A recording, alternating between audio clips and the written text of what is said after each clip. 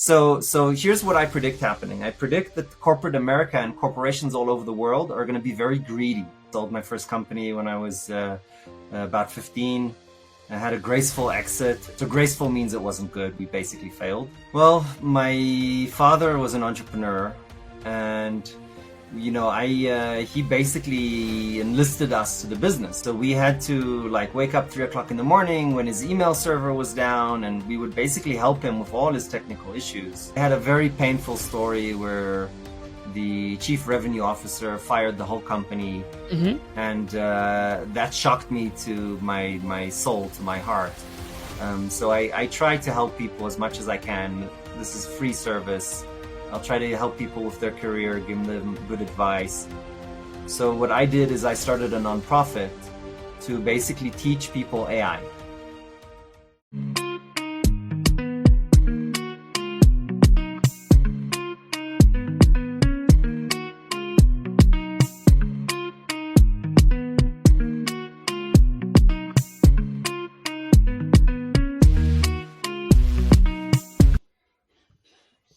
Hello, Ari. How are you, man?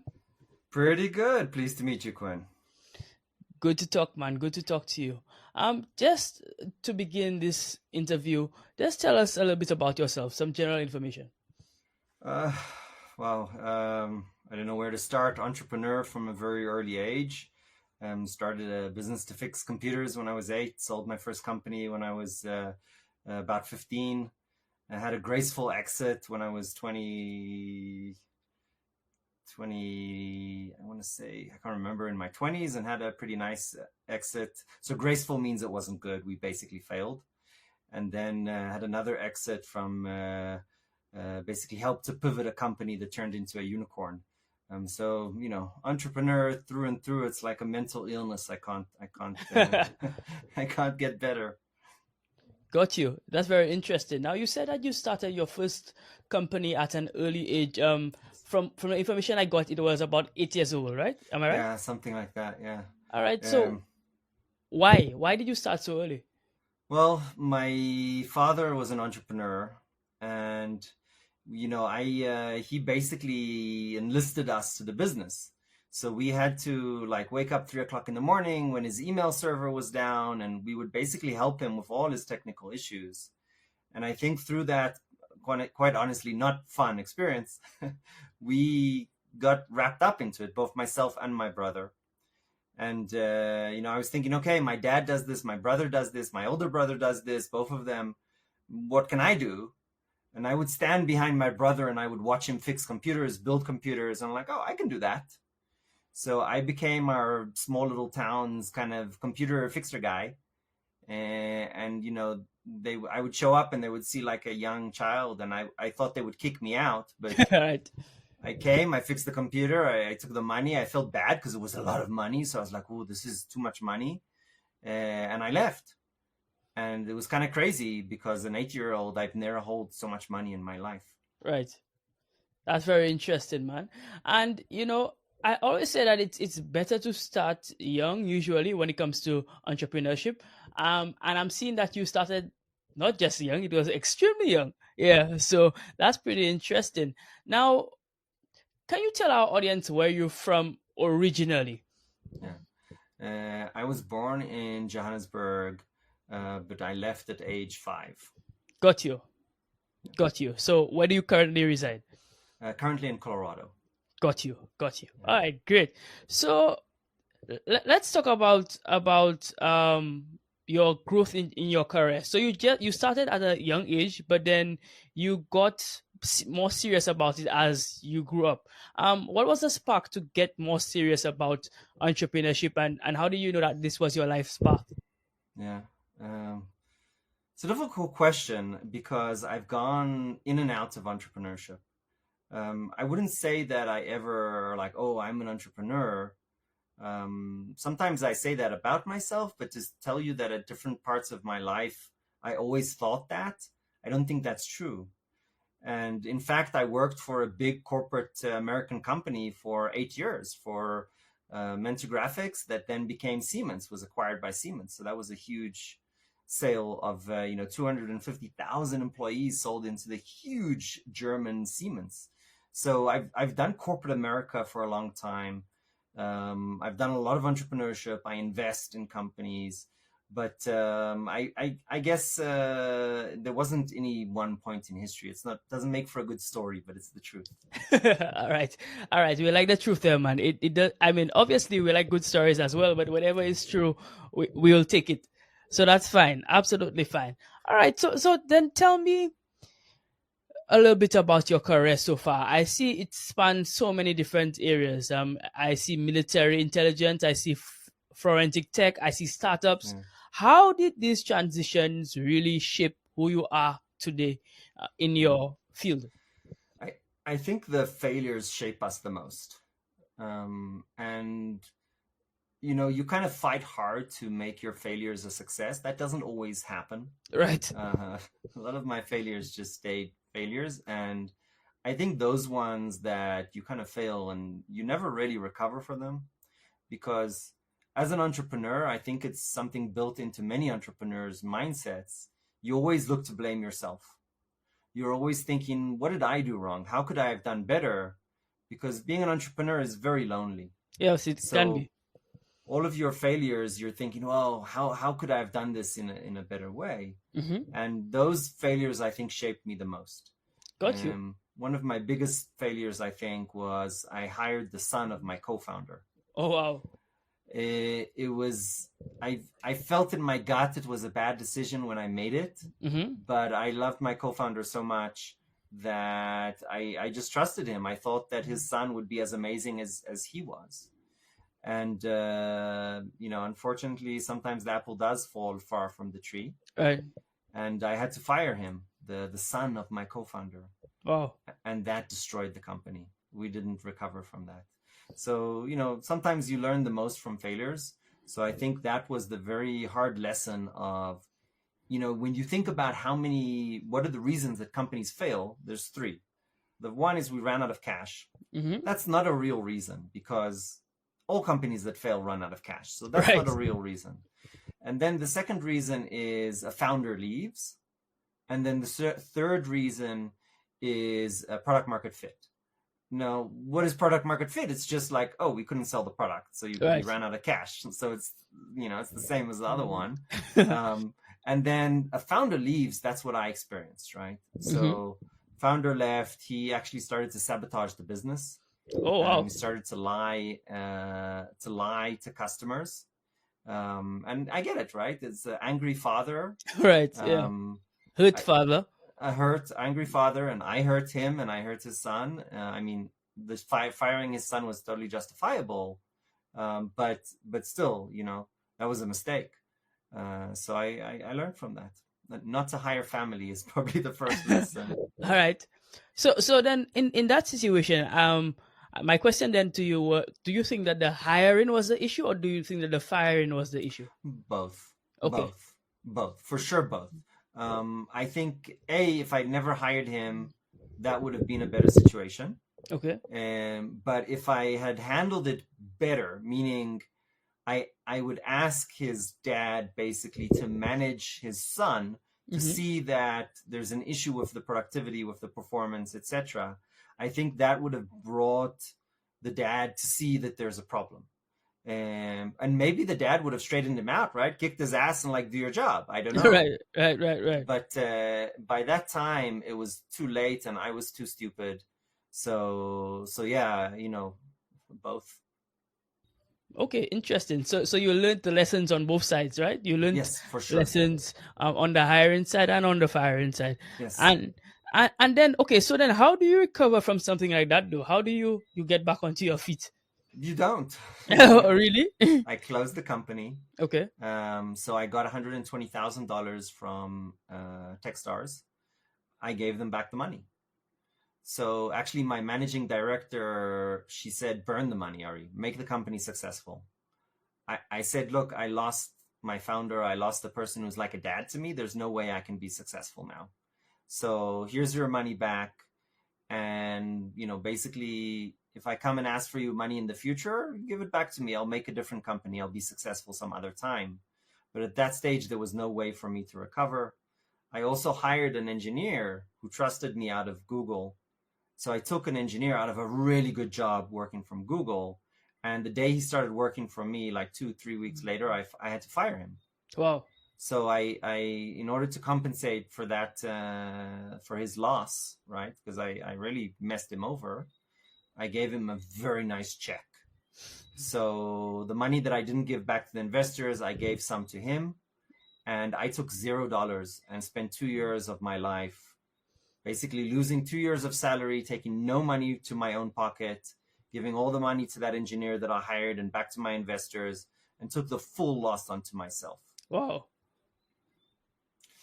You know, in the military, you know, my drill sergeant, you know what he said to me? He said, Ari, you need to pay for your mistakes. Yes. I took that to heart. So I paid for my mistakes. All right. So you physically paid for those mistakes in this case. In hard cash. Wow. All right. So let's talk about what you're into now, what you're doing now. Give us some insight into what you're up to these days. Yeah, so I am very concerned about what the future is holding in terms of artificial intelligence. Okay. I'm doing some very deep research into artificial intelligence, and what I'm seeing is that within a short amount of time, we don't know when this is going to be solved. I'm actually working on some cutting edge research to solve this problem, but I'm working on a small little piece of the problem, not the whole problem. And basically the idea is to solve AI from having hallucinations. Interesting. So when we say AI has hallucinations, basically what we mean is it makes mistakes. It doesn't give us what we need. Correct. So you can see a little bit of my thesis behind me, some of the math behind me. Got you. I can show you my equation. Right. So I'm trying to figure out this problem, and as I'm figuring out this problem, I'm starting to understand that it's solvable. And as I understand that it's solvable, I'm kind of terrified by what it will mean once it's solved.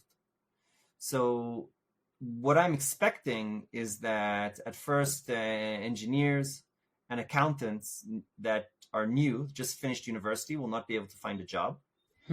And we're seeing that today. We're seeing that computer science graduates can't find a job. You know, there was a news article just recently about a computer science graduate who went to work at Walmart.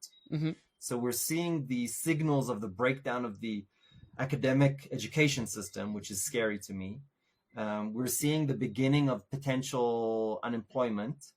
And I think what I see in the future is cascading unemployment across multiple industries at the same time. Wow. So as AI gets better, the white collar workers are going to be hit really hard. So what I did is I started a nonprofit to basically teach people AI. Right. And it sounds weird, right? AI is taking away the jobs. How can AI be the problem and the solution? Yeah. Yeah. So here's what I predict happening. I predict that corporate America and corporations all over the world are going to be very greedy. Now, because they're going to be very greedy, what they're going to try and do is they're going to try and increase their profits or their profitability. Yes. And basically not hire people, fire people, get the job done. This will last some amount of years. We don't know. So all of my friends in economics and all my people that I consult with that think like I think, we don't know how long this will last. Right. And then what will happen, there will be an adjustment of supply and demand. So basically what this is, right, it's a shock to the supply and demand, because suddenly productivity increases significantly. Productivity increases, suddenly you have a huge excess of supply. The demand remains the same, right? Now what happens is, what I think after some amount of time, demand will adjust. There will be an increase in basically innovation. So my theory is, if I can expand education around AI, entrepreneurship, innovation, I think we can accelerate the adjustment of demand, meaning we can create new jobs earlier. Got you. So my point is, through AI, sure, AI is going to be the problem because there will be greedy companies who will use it to fire people.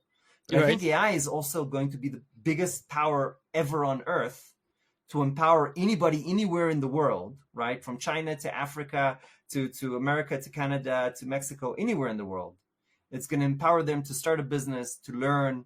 We're basically removing barriers to entry. And I think this is going to be the most powerful democratic force ever created. And when we look at history, we have many examples of this, right? We see the movable type, right? The typewriters, the press, the news, right? On typed paper. We see the wheel. We see the internet. We see all these technological innovations creating huge equity all over the world. I think AI, not in its current form, but in the form that's coming soon, is going to be that. There's going to be a huge crash, and then it's going to, I don't know how huge, but after the crash, it's going to basically align with new innovation, new demand. But I don't know how long that will take. And in fact, what I'm arguing is that we're going to see a second renaissance. Interesting. So then do you believe that AI can ever replace human beings? That's a really difficult question. To quote my my university, anytime an economist, I went to University of Chicago, so they're big on economics. Anytime you ask an economic person, like, what's the answer? They say, well, it depends. so I will do a classical University of Chicago answer. It depends. So in short term, right, I think we see AI replacing engineers, right? So software developers, we're already seeing a slowdown in demand for software developers. So in many ways, because the human beings are becoming more productive using AI, then yes, it's replacing the demand for these new human beings, but it's still human beings who are using these tools. So the question is, okay, will the situation come that we don't need developers? Maybe, could be, yes. We won't learn computer science anymore, maybe. But then who's going to use the tool? Correct. It could be an artist. So maybe an artist will say, oh, I'm going to build a software company. She'll tell AI her vision. So what's going to happen is you won't need 3-4 years of studying computer science in order to create software. Right. You can be an artist. So that's why I think there's going to be a second renaissance, because we're basically giving the power of software to everybody. This is amazing. It gives me goosebumps to think that an artist, a lawyer, an accountant, an 8-year-old boy in China or Africa or Bangkok who is brilliant can build a multi-million-dollar software company. All you need to do is be smart, right? Or innovative or creative, right? I think that is something that is going to happen. I just don't know. I think there's going to be a second Dark Ages before the second Renaissance comes. Right. So it's both exciting and terrifying at the same time. Yes, 100%. 100%. Yeah. I'll tell you what's starting to scare me. With the deep research that I'm doing around AI, we all know what training biases is, right? Yes. Training bias is basically you put data that is biased and then the outputs are biased. What I'm starting to see biases is very different. I'm starting to see psychological biases.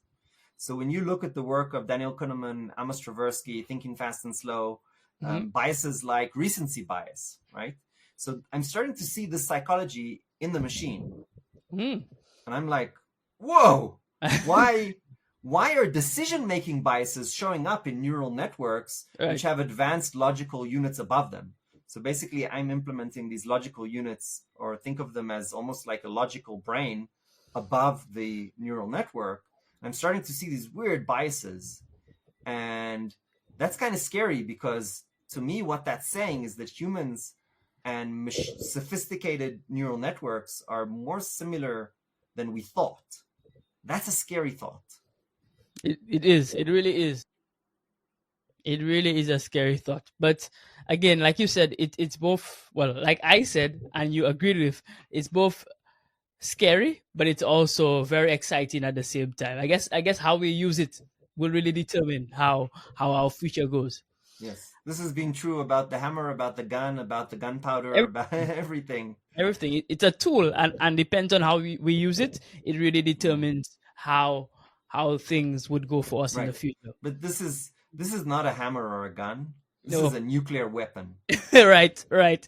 Yeah. But it's a silent. It's kind of a silent nuclear weapon if you think about it that way. Because I mean, you don't see the AI takeover visibly. At least not now. You don't see it. It's almost like a silent takeover, and then slowly but surely things are changing, and then you realize this job is obsolete, and that job is obsolete, and I don't need you anymore because I can use the AI to work so much faster for me, and not just faster, but more efficient than you, and all kind of things like that. Yeah.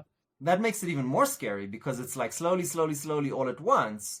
When we have violent change, everybody comes and it's like, oh, we need to stop this. There's a Right. problem. Right. But when you are basically the frog boiling in hot water, you don't know what's happening. You don't Nope. stop it. So I'm not saying we need to stop AI because I don't think we can, Right. just because I don't think it's possible. Mm-hmm. But I think that there definitely is a need for government to Regulation. envision what the future looks like. Yep. And once they understand what the future looks like, they understand the problems that will exist in the future. And then they can start to prepare for what this future looks like. For example, a friend of mine talked last night on my podcast, on my show. He said, and now this is a bad example. I mean, I love my friend, but the reason it's a bad example is because this is 10, 20 years away. Right. And basically what he said is, oh, what if there were fully automated cars that drive perfectly? Now, we don't know when that's going to happen. Maybe it's 5 years, maybe it's 10 years. I don't know. But then no taxi drivers have a job. Right. All unemployed. What about policemen that are trained on basically traffic police? Mm-hmm. No traffic police anymore. Now, there's a bigger problem. A lot of places make a lot of money, tax money, on traffic violations. Right. Yes. No taxes from traffic violations. So No. Italy, if you look at how much money Italy makes in traffic violations, the number is not millions, it's billions. Wow. But hold on. So if they're not getting traffic violations from tourists who don't know what they're doing, and by the way, one fine in Italy 20 years ago was $800. And they hit you with 2 or 3 of those in one time. So now these billions of dollars, how is Italy going to build roads, build schools, pay for healthcare? So it's terrifying. It is. It really is. And well, yeah, these are questions that we have to ask ourselves. It's also, these are also questions that I would hope that governments around the world are asking themselves as well. So when the time comes, in fact, not when the time comes, the time is now to create those regulations, to create those frameworks, so that when we can grow with the AI in that sense. So we'll never be able to keep up with it because it grows that quickly, but we can grow along with it and solve some problems maybe before they become a true burden. All right, so I want to move on to another segment of our interview. I call it the quick hitters. So these are rapid fire questions, some light-hearted questions, just to understand a little bit more about Ari the person. All right. So if you could co-host a podcast episode with any historical figure, it could be a tech icon or it doesn't have to be a tech icon. Who would it be and why? 100% Albert Einstein. Okay. And I would specifically ask him about the Manhattan Project and if he regrets what he did. All right. Yes. All right. That's very interesting. Next quick hitter question. Who is one surprising person in your life who taught you something invaluable? And it doesn't have to be in business, but in life in general. Yeah, 100%. It's one of my bosses that I absolutely hated. Okay. He tried to make me fail. He sent so many ways to attack me. He was one of 3 bosses that I had. But he taught me the value of meeting people face to face. He taught me the value of relationships. He taught me the value of going over and flying over to a different country and breaking bread. He's most definitely one of the most influential people in my life, but also probably the one that I dislike most. Interesting. In retrospect, I forgive him and I appreciate him deeply. He's a very intelligent person, very smart, very successful. And I hope he forgives me too for giving him shit. All right. Final quick hitter question. When you need a Yes. break, when you need a time to just chill out, how do you Yes. disconnect and reset? Riding. I love riding my bike. I ride every day 3 a.m. Okay. And if I don't wake up 3 a.m. because I want to. I wake up 3 a.m. because I have some sleeping problems. So sometimes I wake up 6, 7. When I wake up later, then I really enjoy taking my son riding. He's hyperactive like I am. All right. So taking him running in the morning, it helps to kind of relax him for the day and to have him do a better job. And I think one of the most enjoyable things is that we talk. And he's 6 basically, not 5 anymore, and he asks the most difficult questions in the world. And we're talking about how to make friends and how psychology works. And we talk about he came up with this idea of the way of pain, and he talked to me about and he's 6, and he's talking to me about the duality of pain, how pain makes you stronger, but pain also makes you afraid. And You have a psychologist on your hand, man. oh my God, you're 6. Like, what is the way of pain?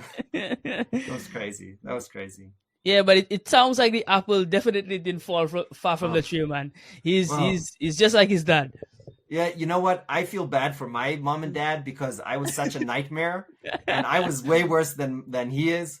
So he has made me see how terrible I was to my parents. So I would like to take this opportunity to apologize to my mother. Yeah, for sure. All right. And she watches my stuff, so she'll see this. She'll see it. That's good. Now, okay, let's move on to the back end of the interview. Yes. Your content really blends storytelling, but also deep insights. Yes. How do you balance that? How do you craft narratives that are both emotionally resonant? I don't. Okay, interesting. There's no prepared questions on Story Samurai. Really? The guests don't know what the questions will be. I don't know what the questions will be. You just ask them. I don't even know what the first question will be. The only question that I know what will be is the last question. And the last question is always the same, but nobody knows it. Like somehow nobody listens to the end of the episode so they listen to like 10, 20 minutes, like, oh, this is really good. They agree to do it. They never listen to the end. And then even if they listen to the end, they don't think, oh, he asked this every single episode. Right. So they don't know that there's one scripted question, but there is. But except for that, all the questions are, and the secret, here's the secret. I listen. I actually listen to what the person is saying. Absolutely. With curiosity that is 100% focused on the moment right now. Yep. And I find that through true listening and curiosity, the next question will come to you. It will come through your heart, through your head. It will come. And you know what? If it doesn't, that's the power of editing. You cut it out. Right. Yes. And I like that you said that, because I do the very same thing. People don't realize that part of becoming a good interviewer is 95% of it is listening. Not what you say, is what you hear and what you analyze, and then to ask a follow-up question. And that really makes a good conversation. I like that a lot. But I also feel that's true for life in general, not just interviewing. Just learn to shut up and listen. Yes. Thank you. Thank you. It's very important. Very, very, very important to know to listen and to gain the insights that way. So I really like that. All right, so you focus on burnout prevention as well. I think I've come across some burnout prevention from you. Yes, I had a very painful story where the chief revenue officer fired the whole company, and that shocked me to my soul, to my heart. So I try to help people as much as I can. This is free service. I'll try to help people with their career, give them good advice. Duchess, she worked for me with Story Samurai. She was one of my hosts. You can go see her in the earlier episodes, Duchess. And Duchess was I paid her minimum wage basically. And she said to me, "Hey, Ari, I'd like to one day do something, be an entrepreneur." I said, "Okay, Duchess, tell me more about yourself." It turned out she had a pharma degree. Wow. And I said to Duchess, and her mother, was sick. So she was supporting her mother. And it was a tough situation. And I said, well, you have a pharma degree. Why don't you go be a medical science liaison? Right. And my wife is experienced with this role, so my wife gave her a lot of advice. I created some LinkedIn automation for her so she can basically find networking opportunities. I must have sent over 500 networking opportunities connections for her through my AI. And she went from $25 an hour to almost $200,000 a year. Wow. Yeah. So, I'm sure her mother says a small prayer for me at least once a week. That's beautiful. That's really beautiful, man. And people often don't know the potential that they have until it's tapped into, or somebody else sees it in them. Yes, sir. I know that's true in my life, and I'm guessing that it's true in other people's life as well. It was true for me. Yeah. Absolutely. I can mention very easily 3 people that without them, I would never be as successful as I am today. Without them, I might have been in a completely opposite. And I'll never forget that guy that I dislike. He's one of them. That boss of mine. He changed my life. Right. We did not have a good relationship, but he changed my life, and I'm incredibly grateful for him. And a teacher that I had, after 12th grade, I went to like a 13th grade technical school. That woman, Neely, she changed my life. There's so many people that change our lives. My brothers, my father, my mother. Like, you cannot be who you are without the people who touched your heart and your life. For sure. Now, you've traveled to various places around the world. You've seen many cultures, many people. Tell me what traveling has done for you. I know traveling has done a lot for me. Yes. But how much has it done for you? Yeah. So first of all, I want to invite you onto my podcast, Story Samurai, Sure. because I want to hear all about China. Sure. Okay, no problem. As a side note, I have 2 more minutes, so we're going to have to cut this to the last question. No problem. So I traveled to more than 80 countries, right? More than half of them were for the job. I managed a consulting group in Siemens. But less than half of them were with my wife and children. And actually, the one that changed my heart in the most fundamental way is I traveled to the heart of the Amazonas forest. Wow. So this is the Brazilian Amazonas forest. Yes. And I met a friend there who, has very little in his life from a perspective of physical wealth. So money, stuff in his house, very little, right? They sit on the floor, they're basically living in the middle of a forest, right? And to me, I found a friend who I felt was more similar to me as a human being than any one of my neighbors here in America. Wow. So I found a kindred spirit. And, this person, this friend of mine, we talked for hours. We got to know each other. He invited me home to meet his family. They cooked for me, right? A small little kitchen, one, pan, and made very basic, simple food. And it was the happiest day of my life. And that changed me. It made me understand that it doesn't matter where you're from. It doesn't matter who you are. You can find a brother from another mother anywhere. Beautiful. And I think we forget that sometimes, or we never take the time to learn that. So to me, a big shout out to my Brazilian friends. I've learned so much from them. Absolutely. So you went across the world and you found yourself. I feel the same way about China, but we'll talk about that a little bit more when I get onto your podcast. Yes, sir. Anyhow, bro, this has been an amazing conversation, and to thank you so much for agreeing to do this. Thank you for reaching out to me and connecting with me. You are a very intriguing person, and I know we will definitely connect again in various ways down the line. Thank you for all you do, and stay committed to your craft. I look forward to seeing even bigger things from you, and look forward to connecting with you on a different level as well. I appreciate it. Thank you so much. We'll talk soon. For sure. All right.